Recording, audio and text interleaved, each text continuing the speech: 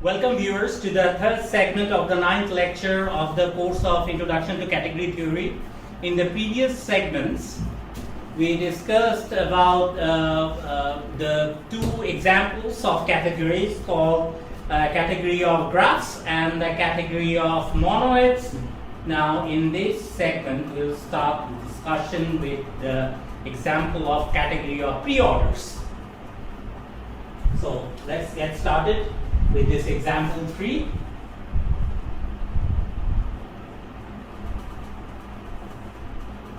The category of preorders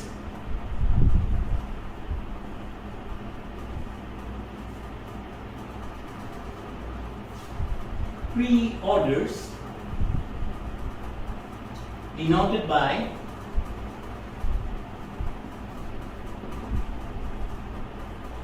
PRO.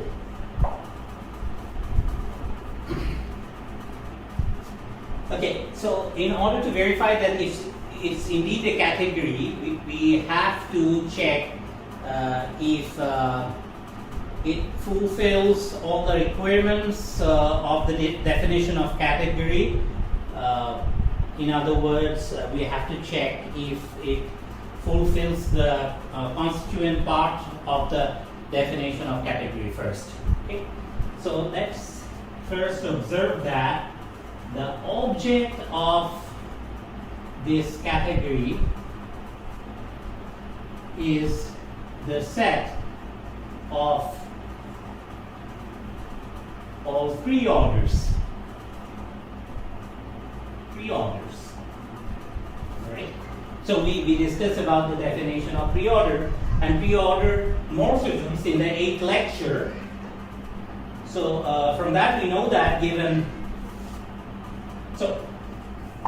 which means that the category that we are trying to discuss is actually a small category because this guy is a set, right? So given calligraphic X, who is taken to be a preorder, the underlying set being this capital X, and this is the order relation, preorder relation to be more precise, and there is another preorder denoted by calligraphic Y. This capital Y is the underlying set, and this is the relation, the binary relation that we are talking about, and these are both taken to be objects in this set. Okay. Now another thing to note is that the onset is given by this,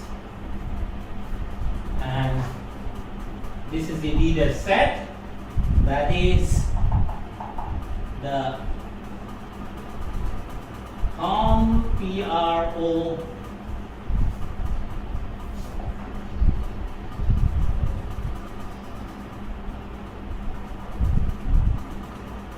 XY is indeed a set.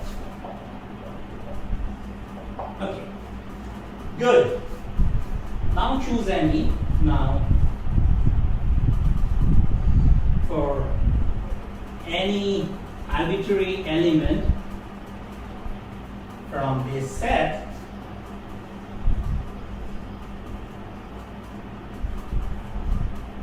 okay, one has a distinguished preorder morphism. One has a distinguished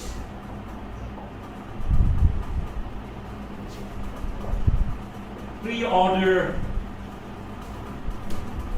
morphism denoted by ID sub X, which is an element of this set.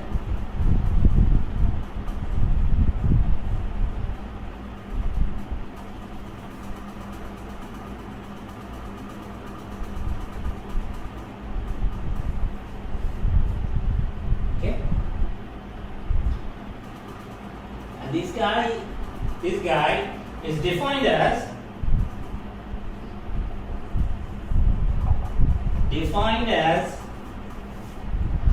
the ordinary identity map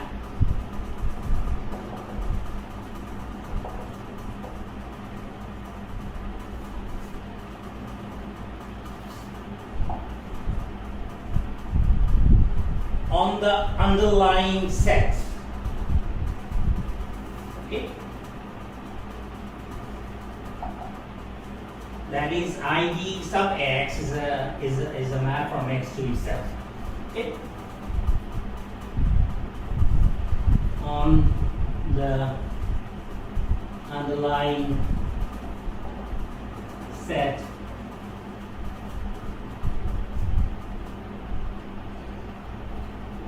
x of the pre-order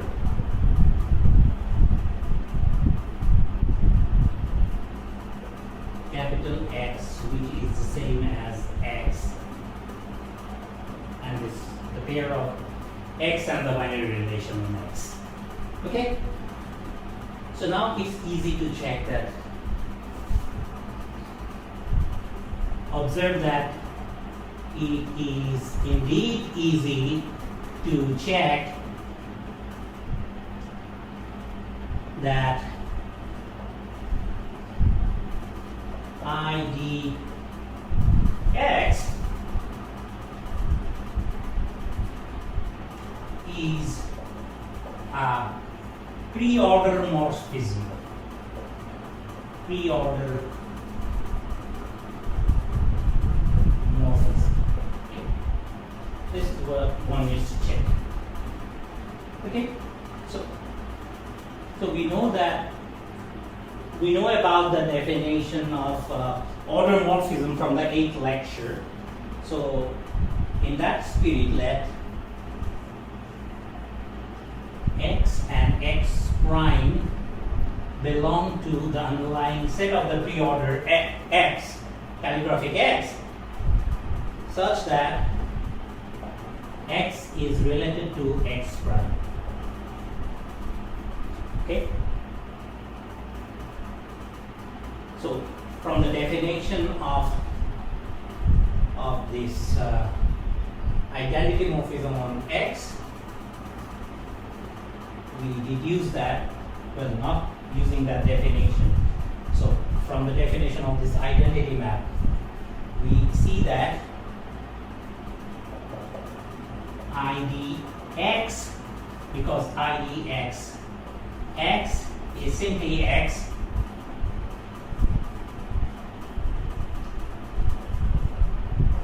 ID x prime, because ID x acting on x prime will spit out x prime. So the x prime is the same as ID x prime.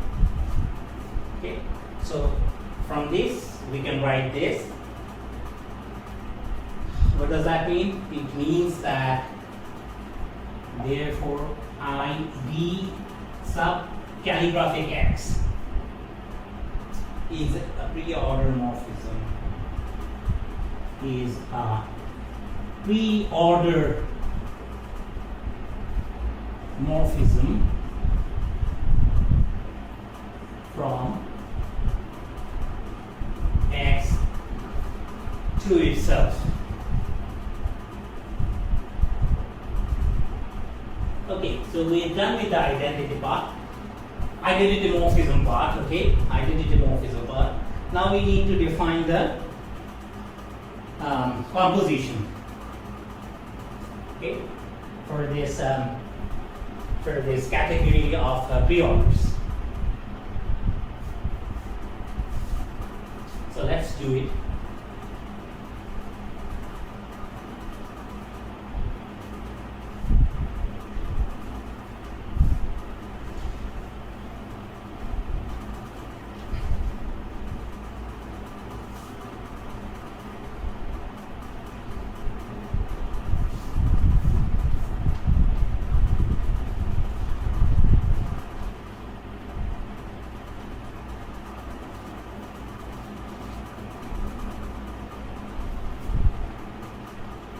Okay,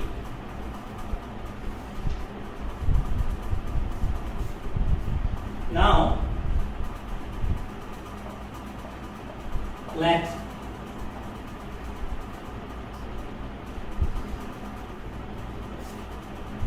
X is a pre-order whose underlying set is X and the binary relation is less than sub X.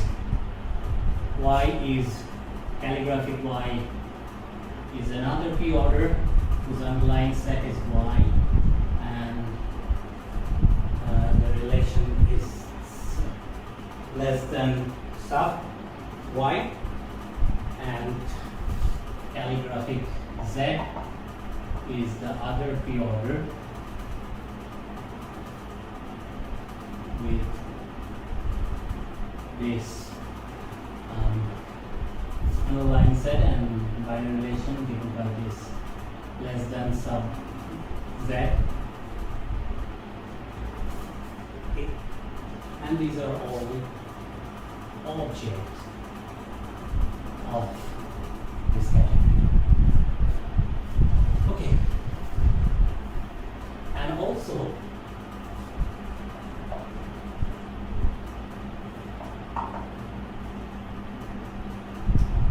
F be the pre-order morphism from X to Y, and G be the pre-order morphism from Y to Z, are pre-order morphism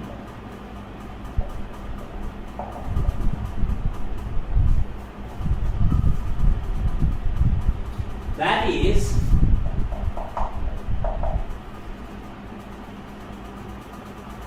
F from the underlying set X to the underlying set Y, and G from the underlying set Y to the underlying set Z are functions on the respective underlying sets.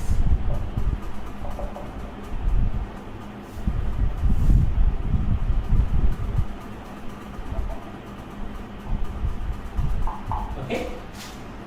Alright. So define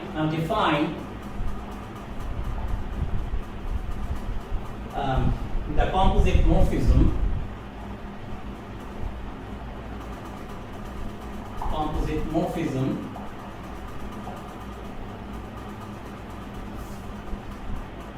G composed F from calligraphic X to calligraphic Z in the obvious way.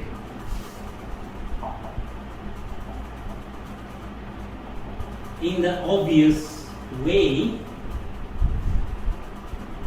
by composing the respective functions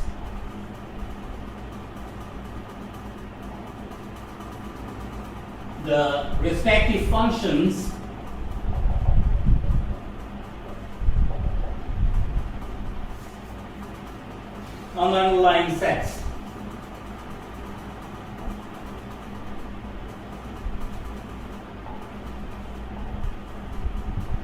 Okay, that is G composed with F is defined as a map from X to Z, where X is the underlying set of this pre-order X, calligraphic X, and Z is the underlying set of this pre-order calligraphic Z. Okay, and so it's an abuse of notation though, because we denote the same. So this is the pre-order morphism, and this is the function on the underlying sets. Okay. Now we check that.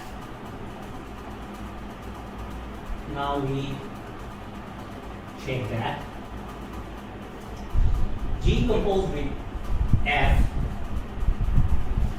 is indeed a pre-order morphism. Is indeed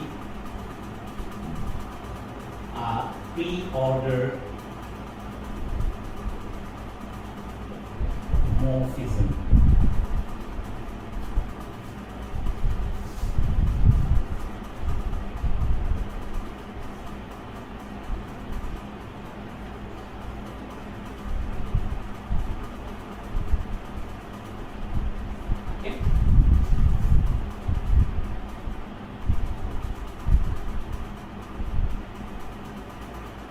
Okay, so let's check it. Now, since f from this pre-order, f was taken to be a pre-order morphism, right? This one. And this calligraphic x is nothing but this pair. Okay? And that pre-order calligraphic y is nothing but by this pair. And this f was taken to be a pre-order morphism between these two pre-orders. This was an assumption. Since this is a pre-order morphism, pre-order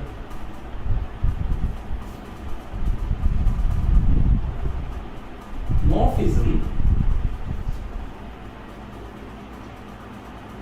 given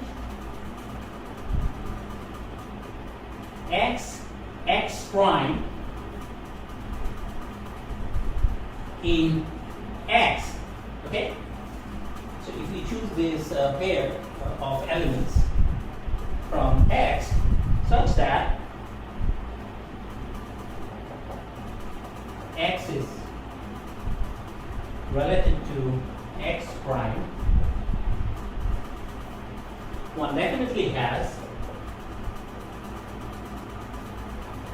fx is less than or equal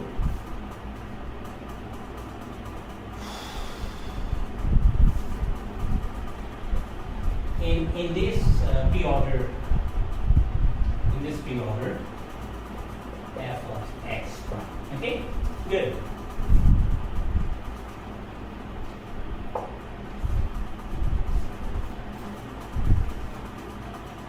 Now again, since G is a pre-order from pre-order Y to pre-order Z,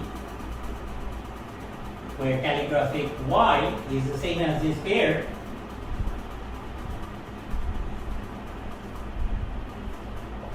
and calligraphic Z is this pair,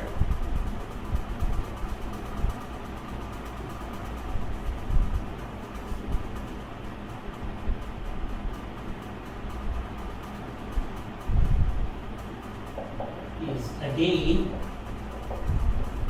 a pre-order morphism, okay, with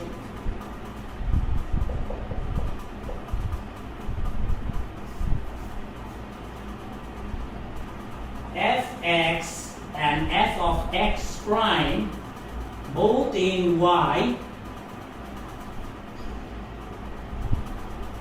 and fx is relative to fx prime in y, because we already know this, right? Using this one. So it's the same as this one.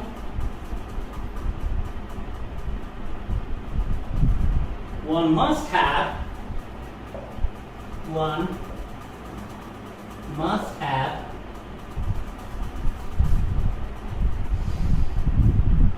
because since G is a pre-order morphism between these two pre-orders and this holds here, one must have G of f of x and G of f of x prime are relative in calligraphic Z by using the definition of pre-order morphisms. Okay? what does it mean? We can write it as using the definition of the composite function, because this is just a it's the composition of the function g and f, okay, on x, the underlying set. So we can write g composed with f x is less than or equal to g composed with f acting on x prime. Okay. So what did we see? Let me erase this opening part.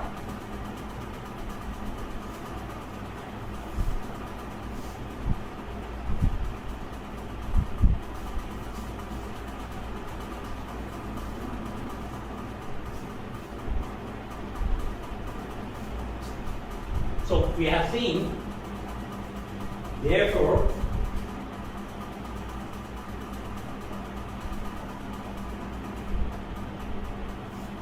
we have seen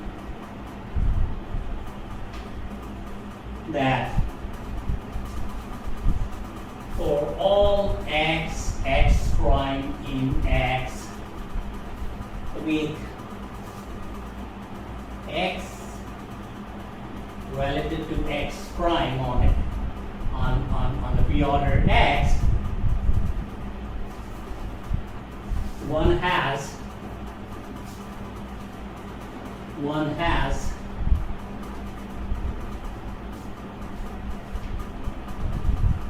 g composed with f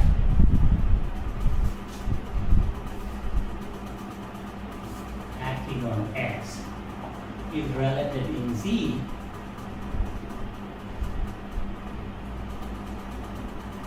to g composed with f acting on x prime. In other words, g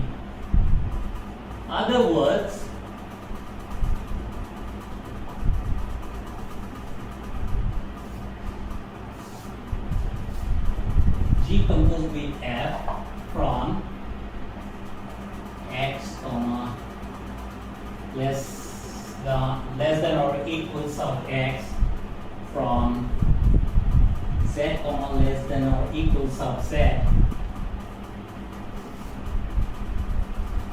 is indeed a pre-order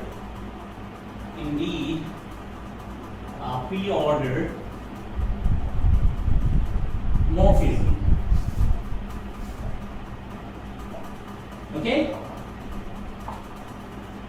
So we have verified that the composition satisfies the definition of a category for the category of pre-orders. Okay? Now to verify that these constituents of the category of pre-orders conform with the identity law and the associativity law is very easy to show. Why? Because the underlying identity morphism and this composite morphism are actually functions on sets, and functions on sets obviously satisfy the identity law and the associativity law. So there is nothing actually to prove. Okay, can be done very easily. So now it's time to give you an example of something that is not a category. Okay, so far we have been studying examples of category. We need to know an example, like we have to encounter an example which is not a category. Okay, so let me give you an example which is not a category. Okay.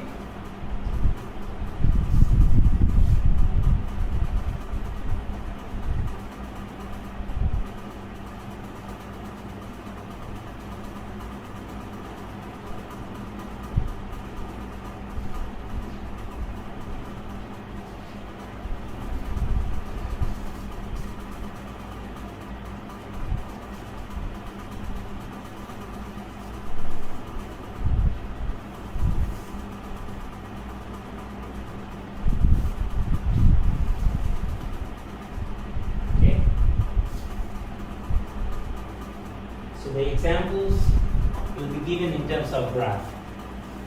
So here, example of something that is not a category. Example of something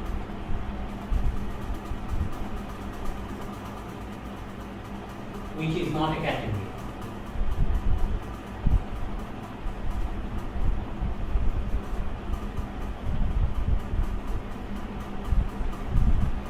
First we'll see something which is not a category, and then we'll try to make it a category by adding some extra structures to it. Okay? So let's do how to do that.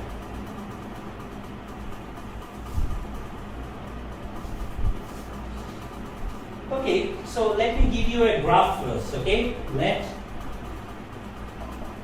G be the following graph.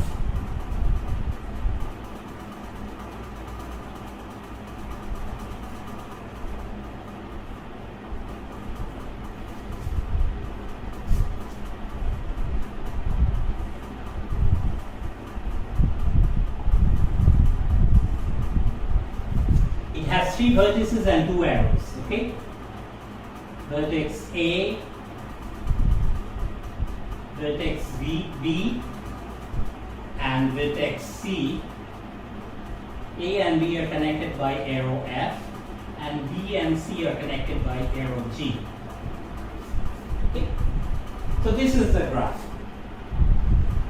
Now, suppose that we try to define a category using this graph where we want to have the vertices of this graph to represent the object of the underlying category. Say we denote the underlying category with this calligraphic G, and we see that we want the object of this underlying category to be the set of these vertices A, B, and C. Okay, this is what we want. Okay, so if you do that, then using this given graph, we immediately see that the arm set between A and A, because there is nothing, there is no loop from A to itself. So this is a null set.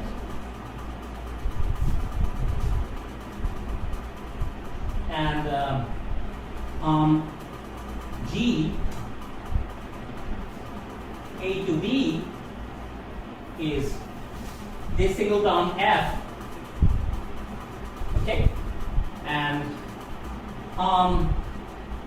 G from A to C is again now. Well, not now. Yeah, that's not, because we don't have an arrow from A to C, so that's again now. Empty set. Now, for G, E to A is now set. G from B to B is also a null set.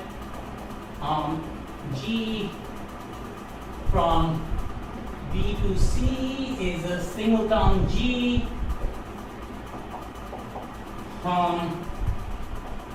G C to A is empty. G C to B is also empty. G C to A is also empty. Okay. Okay. Good. So now we immediately see that we have not been able to give identity morphism on A. We haven't been able to give identity morphism on B, and we haven't been able to give identity morphism on C. This is on CC. Okay, because all of these three sets are empty. Okay.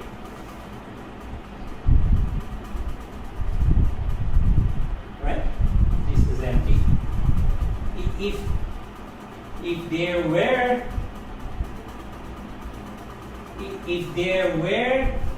identity morphism on A, it would have been in this set, and since it's empty, identity A is nowhere. Okay? And if there were identity morphism on B, it would have been in this set, and since it's empty, identity B is absent as well. Okay? Similarly, identity C is also absent. So we haven't been able to provide the identities properly. So for the definition of the category, we have constituent C is absent. Okay. All right. So we need to fix it. How do we fix it? We fix it by introducing these things. Okay. So let's replace this guy with ID A. Okay. This one with ID B, and this one with the singleton ID C. Now the graph will be modified as well. We attach 3 loops to the previous graph. This is ID A. Well, then we have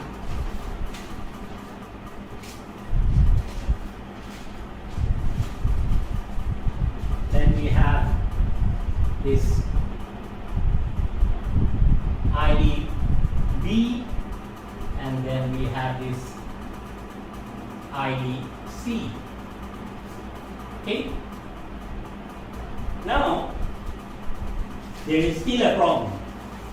What is that?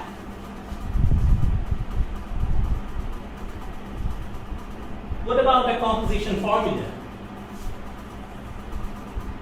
What about our composition formula?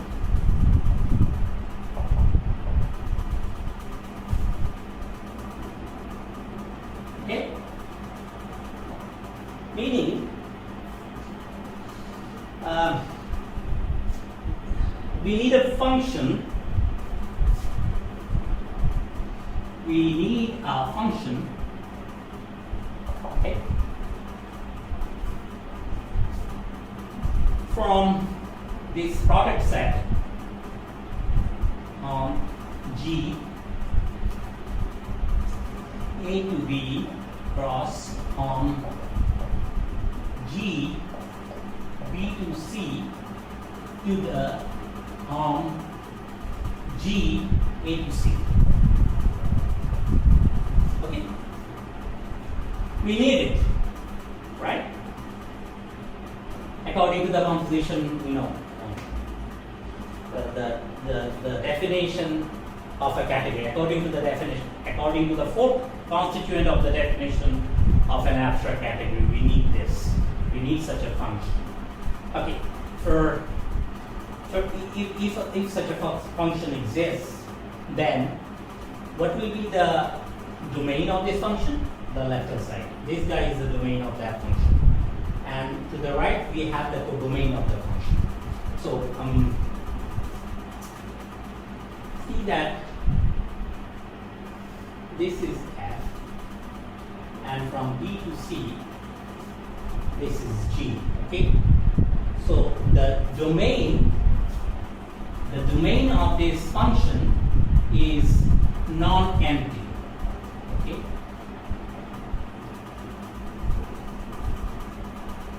Whereas the codomain of this function is empty because there is nothing in this set. As you can see from here, there is nothing in this set. Right?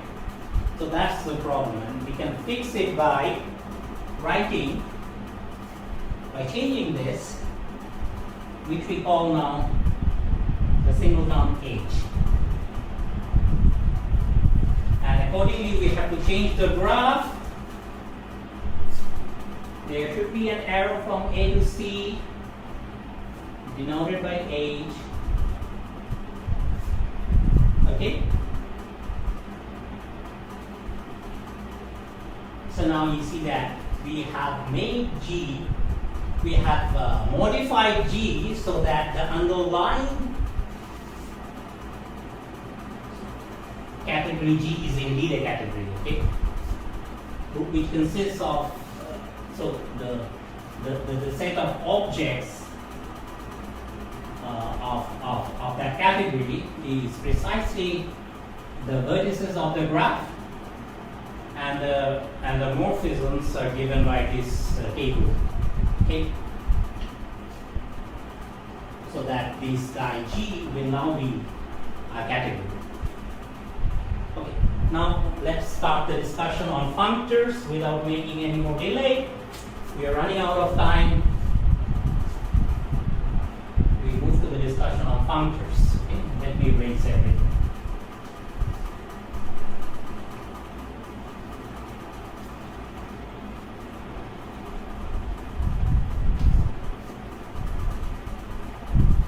So in the first lecture, we briefly discussed what it means by functor. Now we'll give the formal definition of a functor and give examples for functors. We'll give two examples of functors. One of them will be, motivated by graphs. Functors.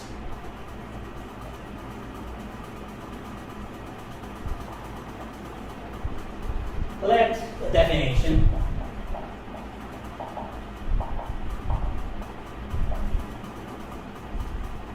let calligraphic C and calligraphic C prime be categories. Okay?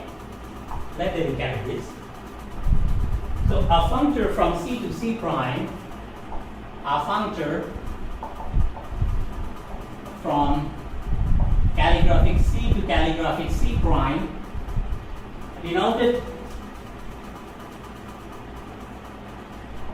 by F from C to C prime, is defined as follows. So like the category, like the definition of the category, we also have two parts of this definition of functors: a constituent part and a bunch of laws, or possibly just one law, maybe no, two laws again,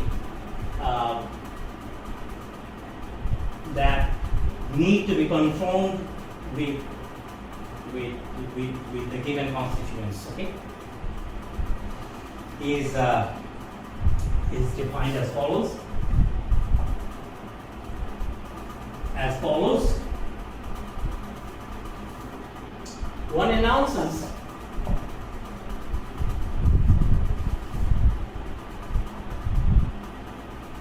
One announces some constituents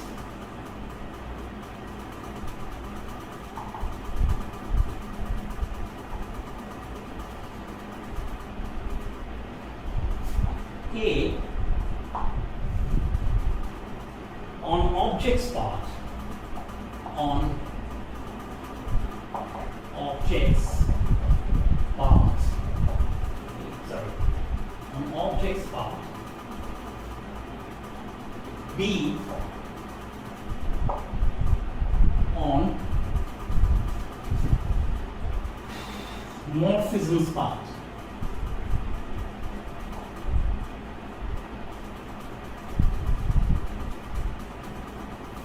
So there are two parts, two constituents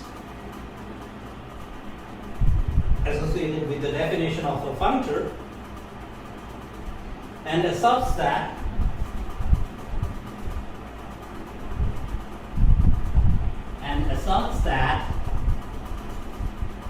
they conform to some laws. Conform to some laws.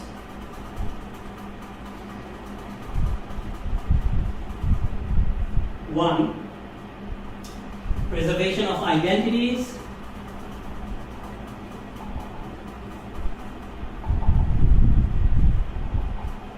Preservation of identities is the first one. And the second one being preservation of composition.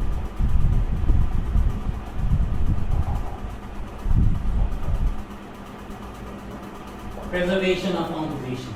Okay? Okay, good. Specifically, one announces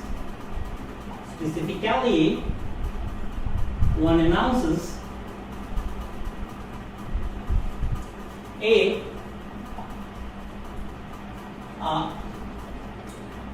function on object's part, okay? A function called OBF. This is the object part of F.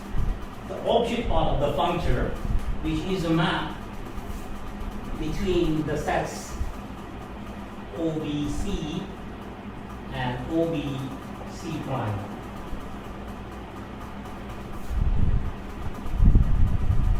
One is a map like that between these two sets, which we sometimes denote simply by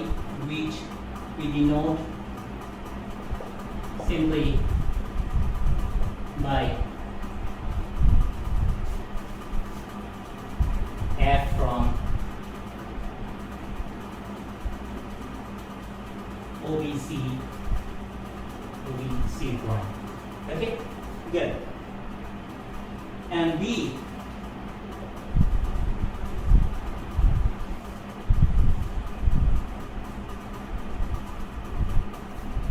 for every pair of objects,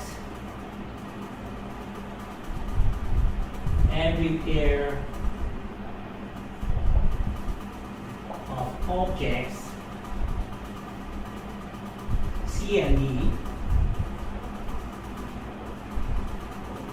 okay, a function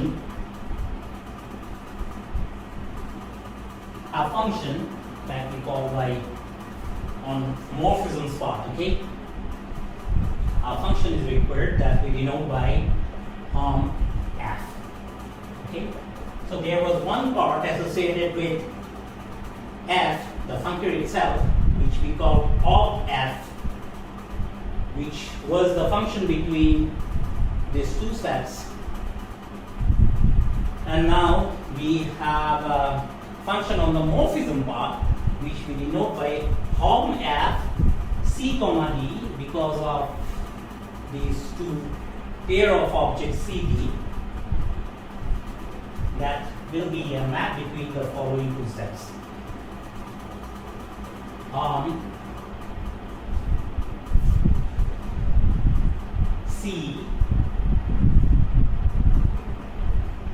C comma D to between C and C prime, so it will be C prime and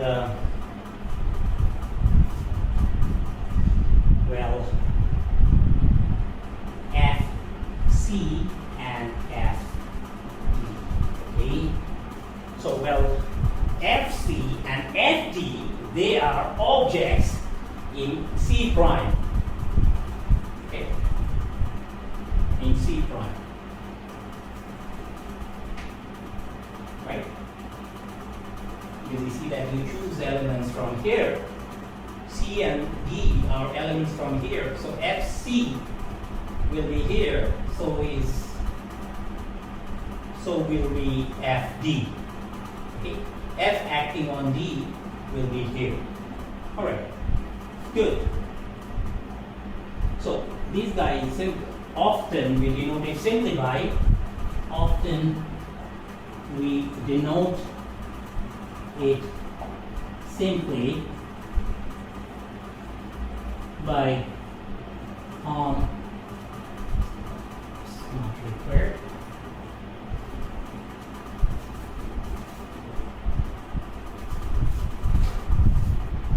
By F. Okay. Between these two sets on C comma D to C prime FC comma FD. Okay, good. So these were on objects part and on morphisms part. Okay, the constituents basically. Now we need to assert the laws.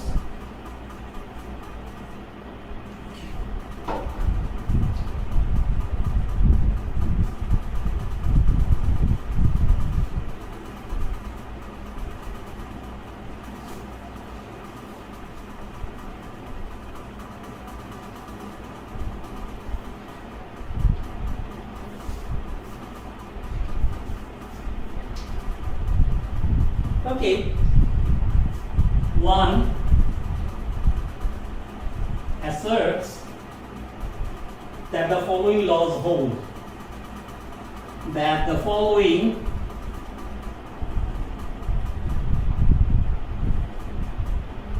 laws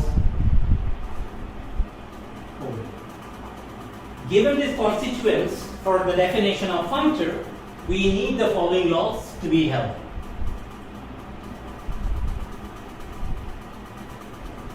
One, identities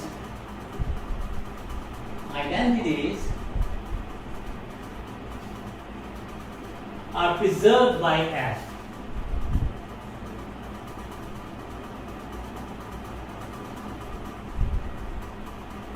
What does it mean? That is for any object C that is for any object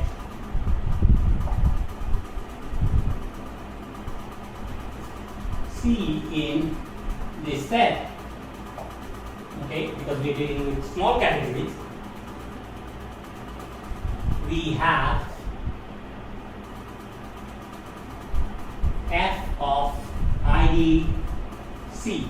From the definition of category, we know that there is an identity morphism associated with that object C. Sorry. So this is ID, this small c associated to this object C in the calligraphic C. Should be the same as ID F of C.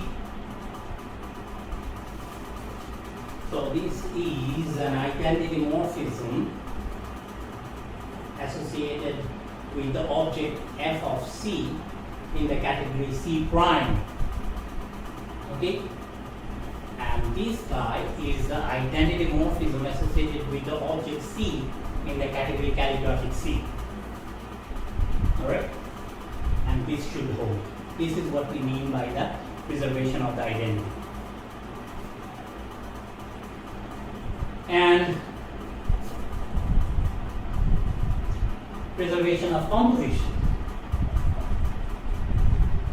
Composition is preserved by F. Composition is preserved by F. To elaborate it, for any object or any objects B, C, D in object of C and morphisms G from B to C and H from C to D, one must have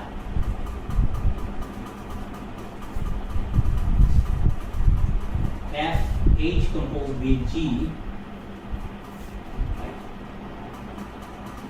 is the same as FH composed with FG. In the literature, you will see that sometimes this functor is called contravariant functor. Okay. I'm not going to that distinctions of contravariant functors and between contravariant functors and covariant functors. So let's stick to this thing, okay? So this needs to be satisfied precisely to have a functor, okay? This is how we are defining polynomial textbook. All right, so this is it. This was the definition of a functor. Now we had two constituents. One is on object spot, and the other one is on morphism spot, and they should conform with these two laws.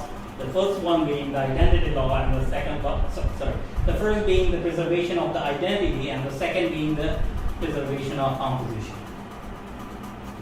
So now we give example in terms of a proposition. Okay.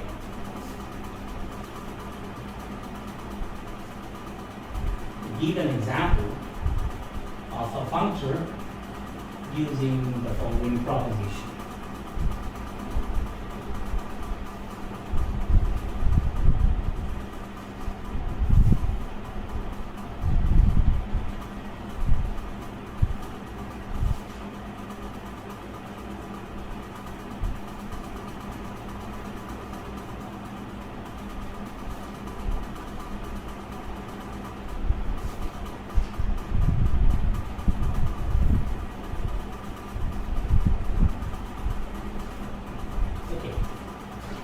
Let me state the proposition. Proposition 1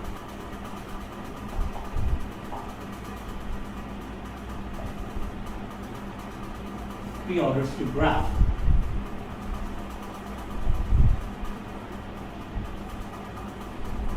Preorders to graphs. That's the name of the proposition. And the statement is as follows. Let PRO be the category of preorders, be the category of preorders, and GRPH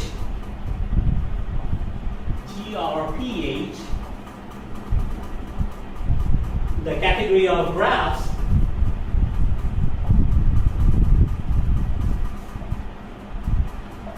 the category of graphs. There is a functor. There is a functor that we denote by P from the category of preorders to the category of graph, such that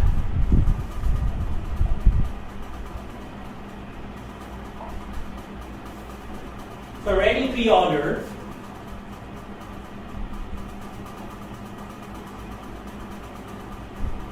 calligraphic X,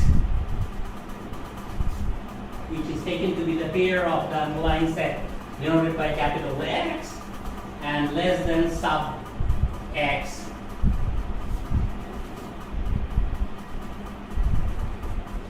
so this is the preorder, and under the action of this functor P of calligraphic X is supposed to be a graph, and that precisely has vertices given by this set X. So that's what we are writing now. The graph P of calligraphic X has vertices given by the set, underlying set X, underlying set of the preorder calligraphic X. Okay? So this is the statement. Now we are going to prove it.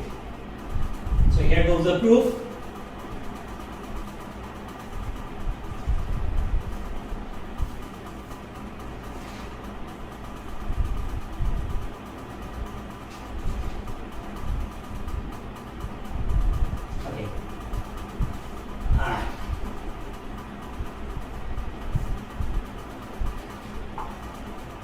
given a pre-order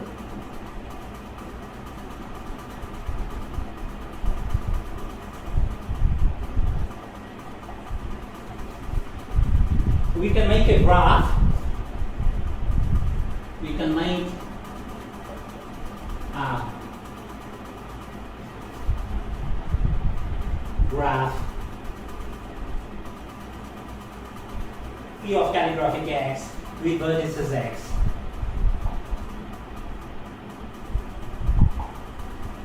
Vertices X.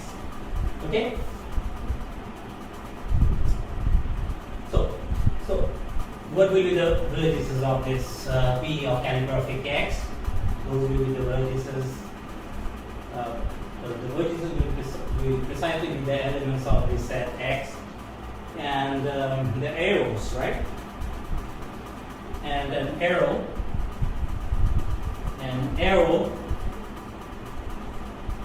X to X prime with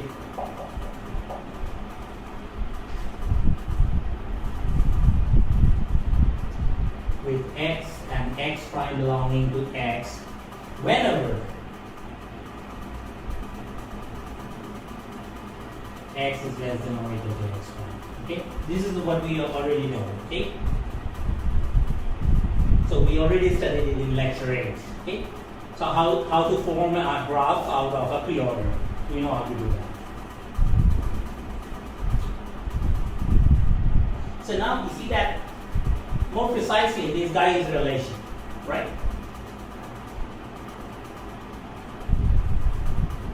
So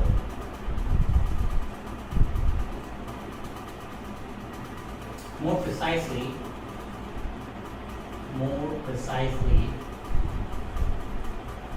this is a relation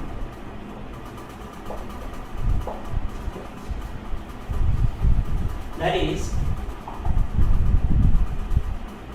a subset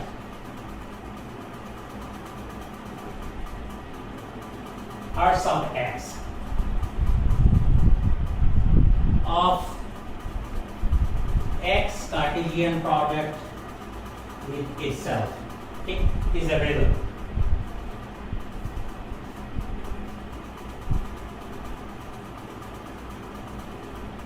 And this subset inclusion can be thought of as an inclusion map.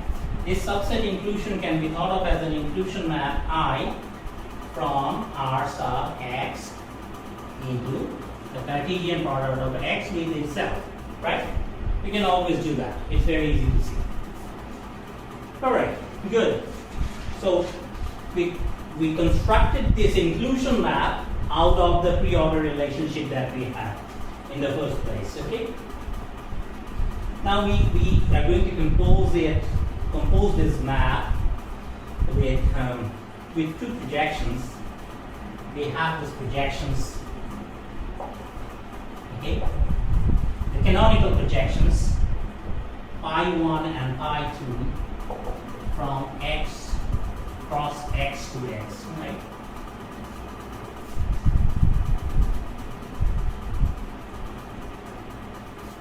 Now assume that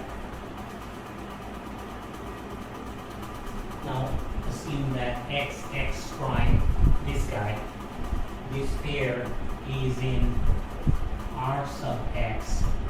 What does it mean actually? So it's synonymous to the fact that X is less than or equal to X prime. Okay. So now observe that. So we are going to define SRC sub X. And it is defined as the composition of I1 with the inclusion map that we have here. And well, this is the map from R sub X to X. So remember that this calligraphic X is different from this X. This X is the underlying set of this pre-ordered calligraphic X. Okay.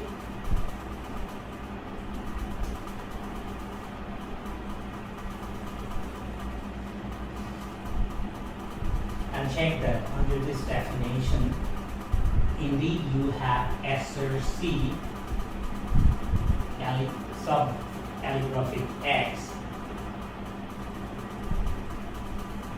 Okay, and this is going to act on R sub X, and XX prime is by assumption is in R sub X. And check that under this definition you will have this to be equal to the source vertex. Okay? And we are going to define PGT sub X as phi 2 composed with I, which is again a map from R sub X to X. And you can immediately check that PGT sub X, X comma X prime is precisely X prime, the target vertex of this arrow. Okay? So, what did we see? So, we have seen that. So, P of X is going to be a graph under this functor, right? And that is taken to be, is defined as, so since it's a graph, it has to have the set of vertices first, and which is precisely X, and it has to have a set of arrows, which is the set R sub X, is R sub X, and then it has to have a source map, which is SRC sub X, and it has to have a target map, which is PGT sub X. Okay?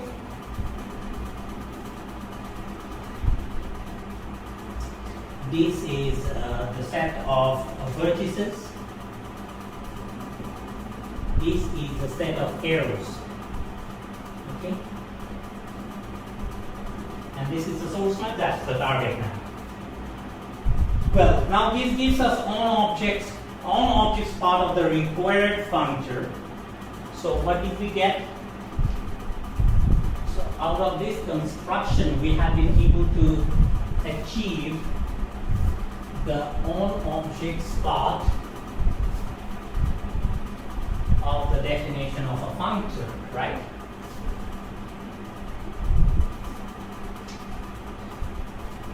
So we have been able to address this relation, this map, object from a pre-order to object of G of PH, right? Under which this X is mapped to P of X. This is a graph, and that is a pre-order. So we have been able to show that where P of X is this quadruple. Okay. Okay. Now we have to address the on morphisms part. Okay. We have to address the on morphisms part of the definition of function. On morphisms part of the definition of function. Right? Let's do it.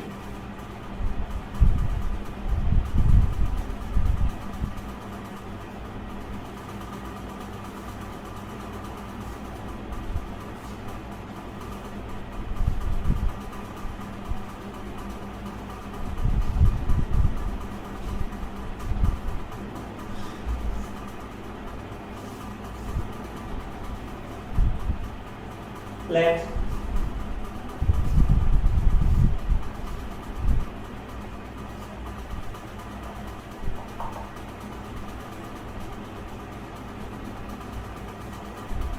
is a pre-order. Let this be a pre-order morphism. Pre-order morphism. Okay. So we have already define this preorder, where now we're going to define another one where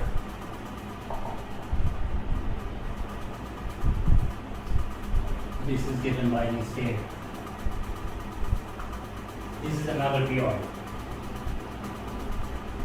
So this, by the definition of a preorder morphism, okay, this morphism is actually a function between the underlying sets. By definition, this is a function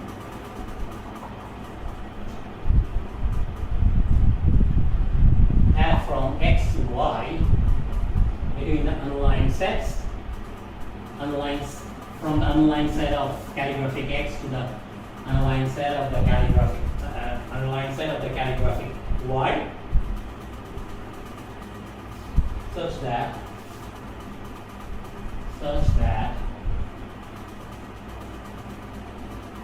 for any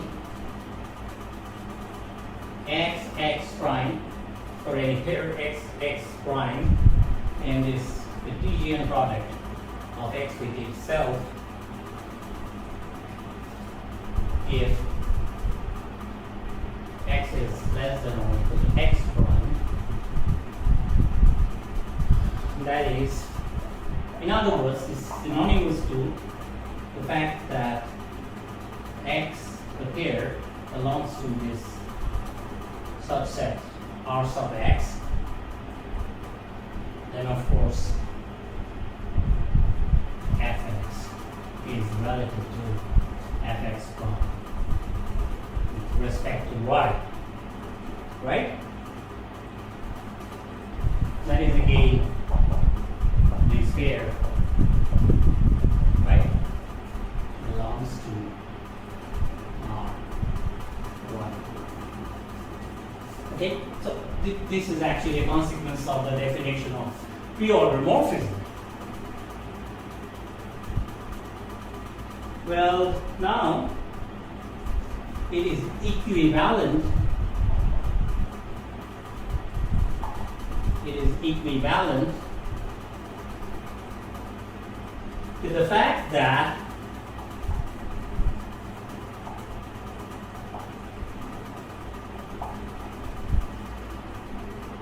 there exists a unique arrow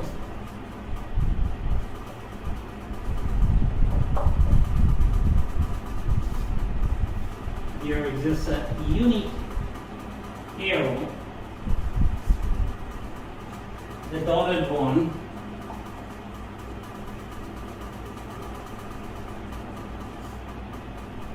such that the following diagram commutes.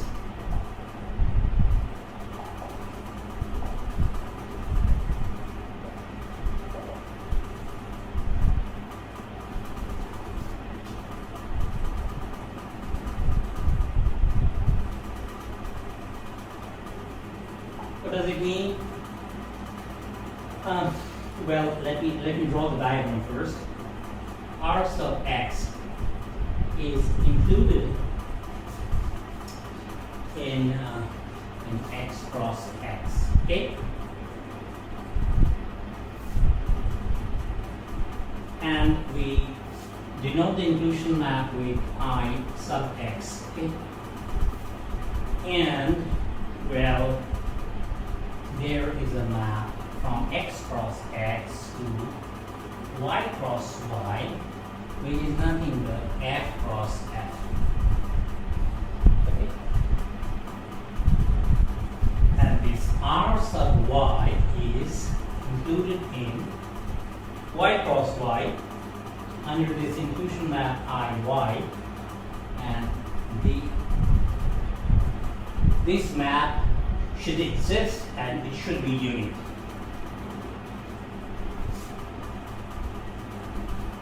So that this diagram can use. Okay, so what does it mean by f cross f? So, well, f cross f is a map from x cross x to y cross y in the most obvious way. Okay, this fx on x and this y gives an element of y, and similarly this fx on x and gives an element in y. So in other words, f cross f acts on a pair x prime, where x prime belongs to x cross x to give fx comma fx prime. So this is how this guy is defined. It's an obvious way doing it. Okay, it's just a product function. So now this guy exists. Okay, the existence actually falls from the fact that this is a monomorphism. Okay, so if you have two errors here from the definition of monomorphism, you know that they have to be the same. Okay, and it follows that there is a unique map if it exists. Okay, now the existence can be verified from the following fact. So let me argue the existence now.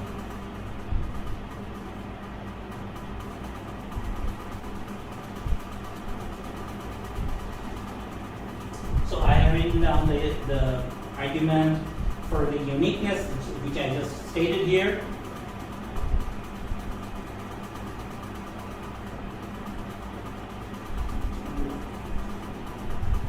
So, okay.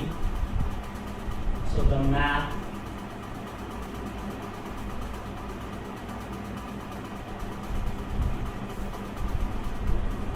G from Rx to Ry is unique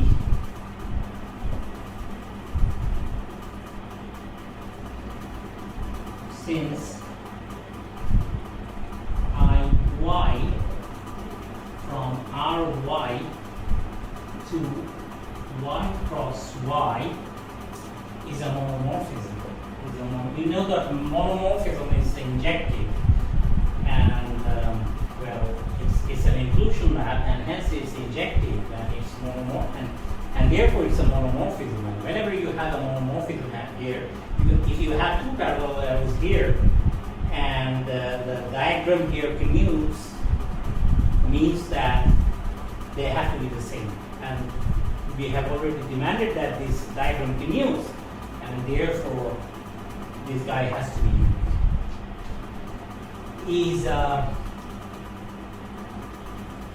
Is a monomorphism.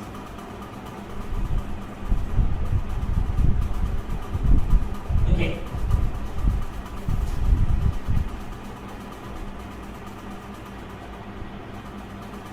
Okay, good. And the commutativity of this diagram means commutativity of the diagram means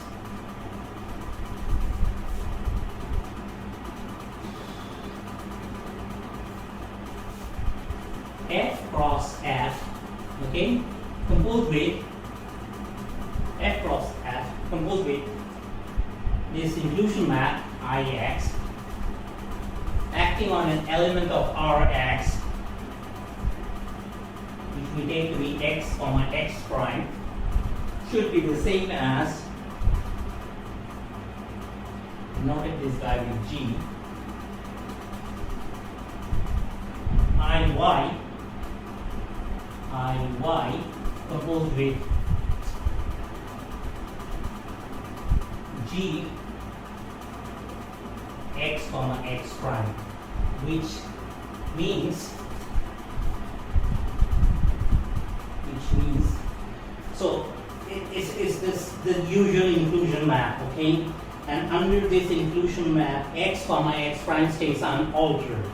So this is the same as f cross f acting on x comma x prime, resulting in, according to this, fx comma fx prime on the left side equal to,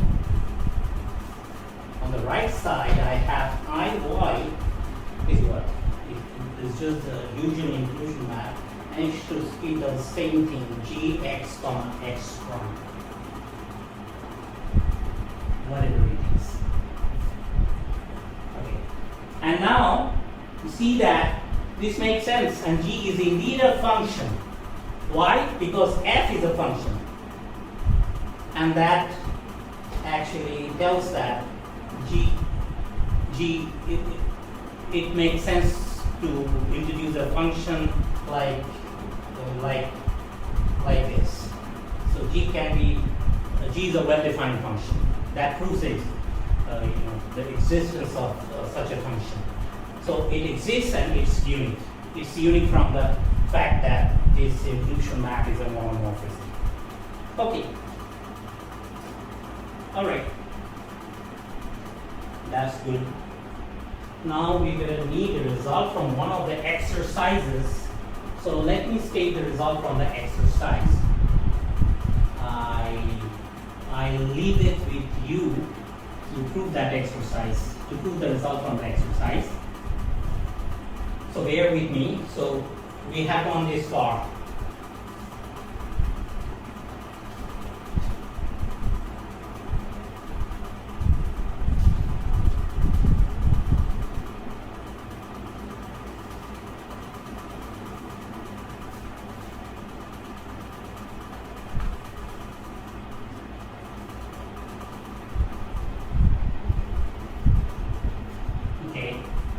Now,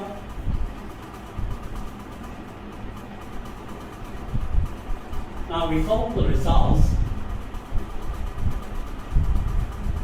Recall the results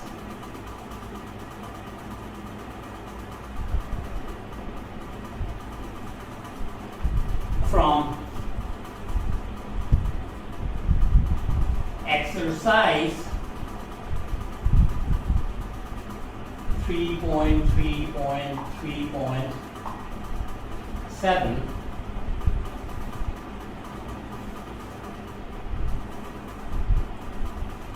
that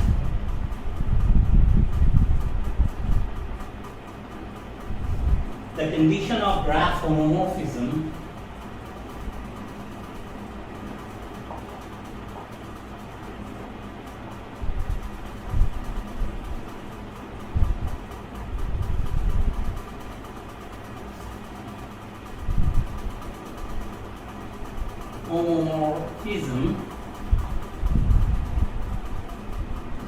between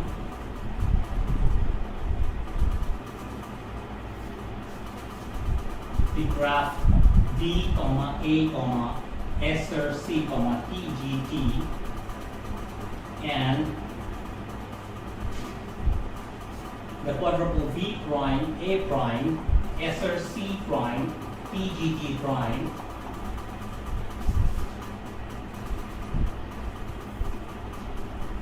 in terms of the following two commutative diagrams. So it's well known in terms of the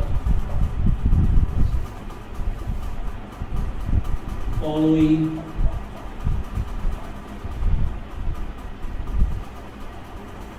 two commutative diagrams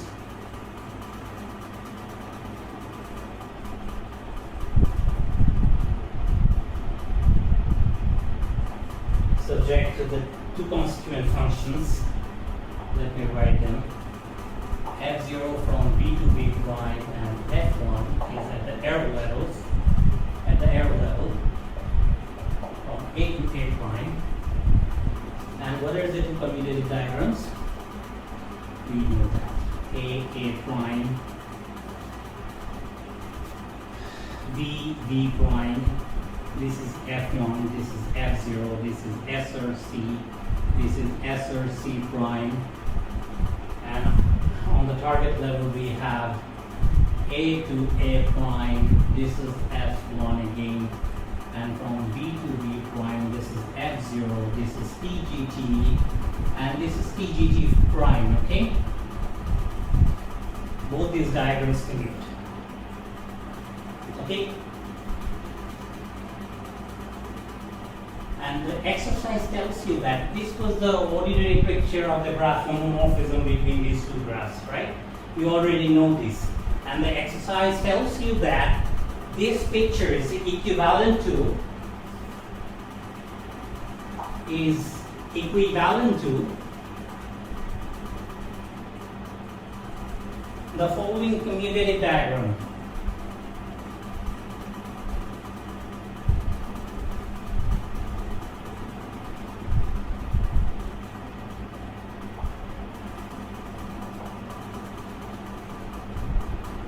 Okay, what is that commutative diagram? Let me draw it here. A to A prime, well, this is given by F1, and there is a product map between two product sets, V cross V to V cross V prime cross V prime, where V is a set of vertices for the first graph and V prime is a set of vertices of the second graph, and the product function is given by F0 plus F0 in the usual way. Okay? And this map and that map are given by SRC cross TGT and SRC prime cross TGT prime respectively.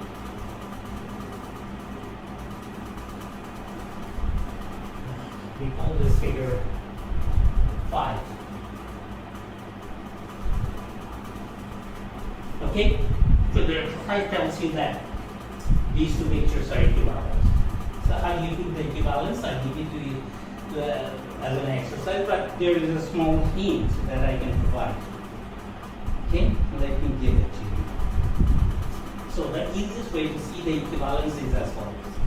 So for these two maps, okay, EGT and SRC, these are two maps. One is both are from A to B, okay?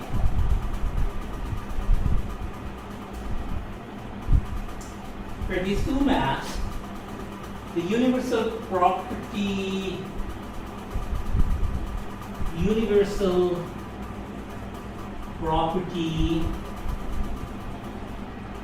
of the product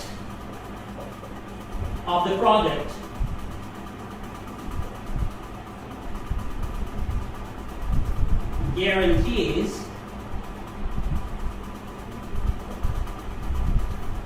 the existence of the unique map, the existence of the unique map SRC cross TGT from A to B cross V.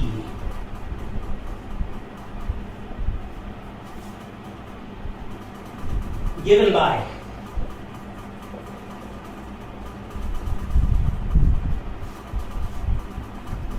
what? SRC cross TGT acting on A should be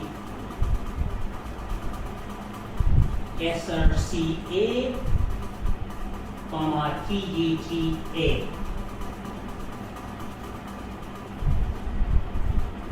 For all A in A. So for convenience, I provide that commutative diagram for the universal property of product here. You see that, remember that from A to B, we had this, so we know that there is a source map here, and from A to B again we have this target map. This is the set of vertices and that's the set of arrows, and in the middle we have this Cartesian product of B with itself, and there is a usual projection. One is called phi 1 and the other one is called phi 2. Then there is a unique map from A to B cross B. That is precisely SRC cross TGT. This map. Okay? So this universal property of product guarantees the existence of this map, and this is precisely this map, SRC cos TGT. And from A prime to B prime cos B prime is the map SRC prime cos TGT prime. And this entire diagram continues. So the commutativity of these two diagrams is equivalent to the commutativity of the single diagram. Okay? Alright.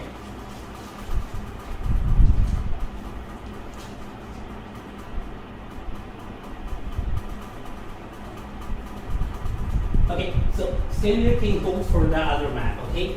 So the existence and uniqueness of this map follows from a similar commutative diagram for the universal property of the product. Okay? Okay. Now what to do?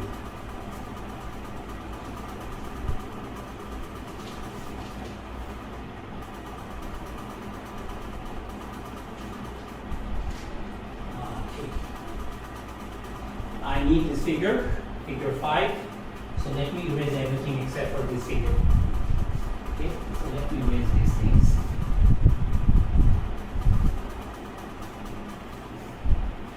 So this diagram alone, captures the graph homomorphism. The commutativity of the single diagram captures the essence of graph homomorphism. Single-handedly. That's what we have seen so far. Okay? Now, this is figure 5, and I drew something earlier, which is figure 4, that I also need now. Let me draw it again for you, which I erased. Rx is included in x cross x, and R y is included in y cross y, and this map existed and it's unique. We have shown it, provided this diagram commutes f cross f, and this is figure 4, and this is figure 5. Okay, comparing figure 4 with figure 5. So we now have to compare these two figures.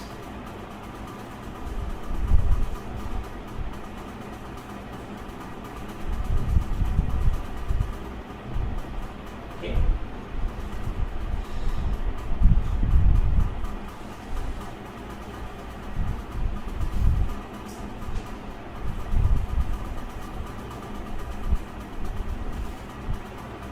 So comparing figure 4 with figure 5,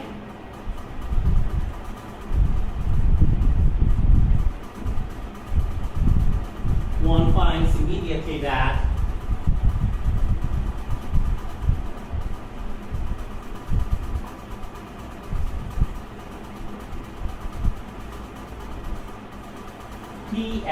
P was a functor, okay? The functor that we had from the category of pre-order to the category of graphs, okay?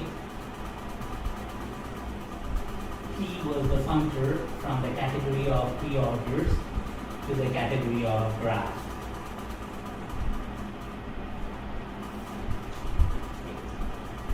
So F is a pre-order morphism here. So PF is supposed to be a graph homomorphism. Okay? So let's see how it becomes a graph homomorphism between two graphs. And so comparing figure 4 with figure 5, one finds that PF is indeed a graph homomorphism between these two graphs. SRC sub x, EGD sub x, to y r sub calligraphic y, and then S or C sub y, and then PGT sub y. Okay.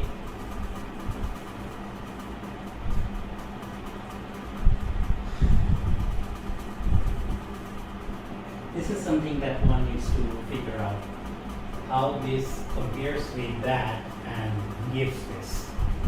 Okay, so see that in our case,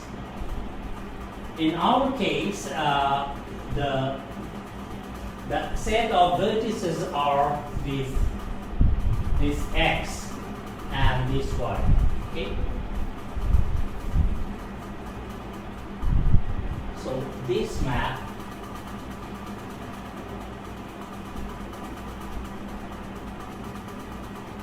is precisely this map.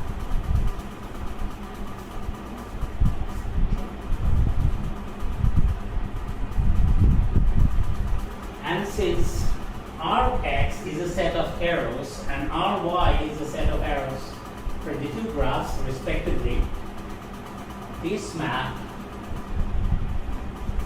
is the same as this map. Right? So the commutativity of this diagram is actually the same as the commutativity of this diagram, and it actually captures this graph homomorphism.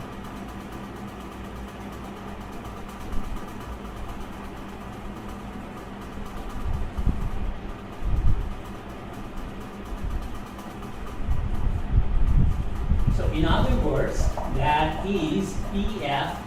What is this? We have shown that this is P of calligraphic X, P of calligraphic Y is this graph, okay? Is indeed a graph homomorphism.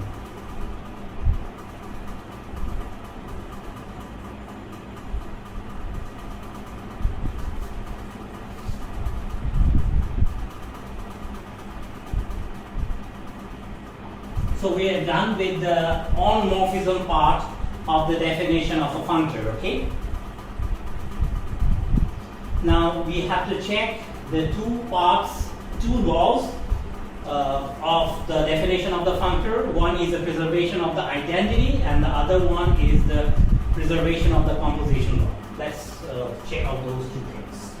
Okay, then we're done proving that this is indeed a functor from the category of preorders to the category of graph. Okay, so we are not yet done.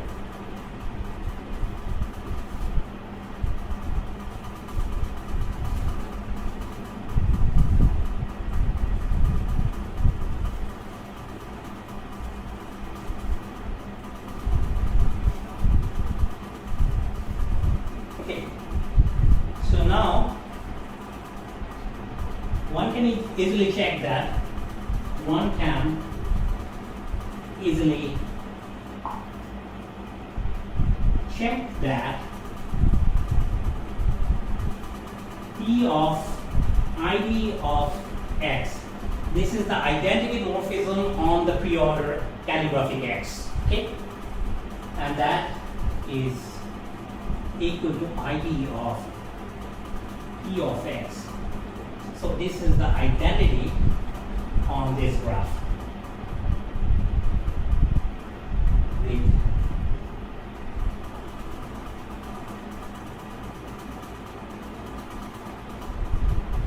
With X being the same as this here, and P of X is this graph, X R X S or C sub X PGT sub X. Okay, so it's easy to check. So what do we do here? So let me erase this enclosures so that the diagram does not look that cluttered. So this was the picture of figure 4, okay? And now, see that what we do here is that we replace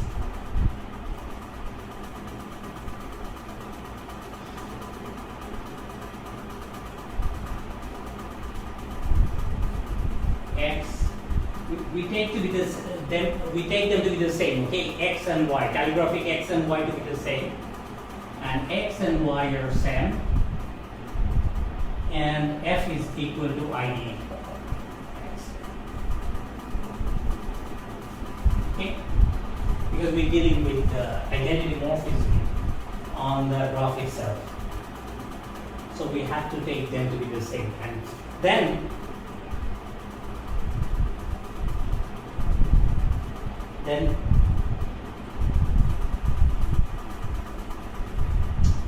from this graph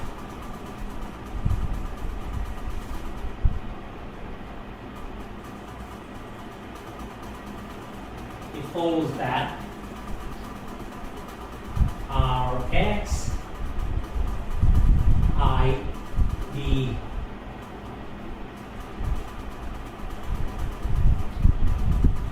will not id.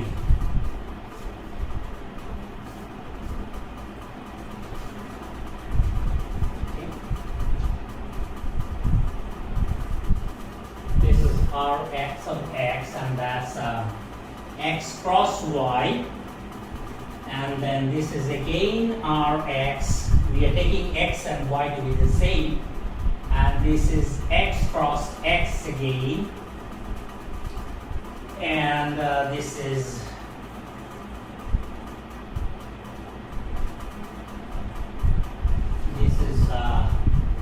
idx cross idx, okay?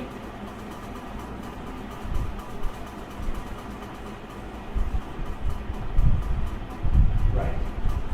This is the identity map, okay? This is also an identity map. So the commutativity of this diagram will lead you to there. Okay?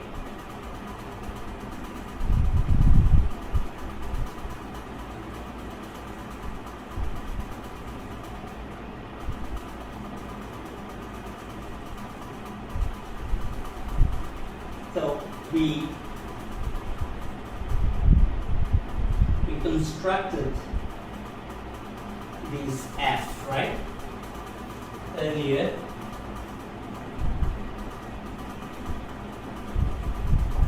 from x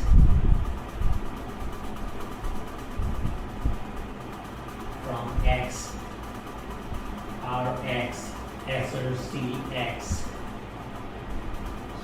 this is calligraphic x, EGT x to y, ry SRC y and PGT y. This is what we did earlier. Now, in our case, it will be, so we will take f to be, simply ID of x. And we're supposed to get them to be the same. SRC x, PGT x to itself.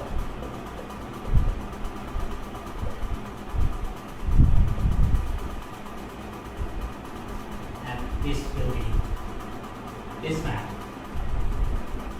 is precisely this map. Right? This map.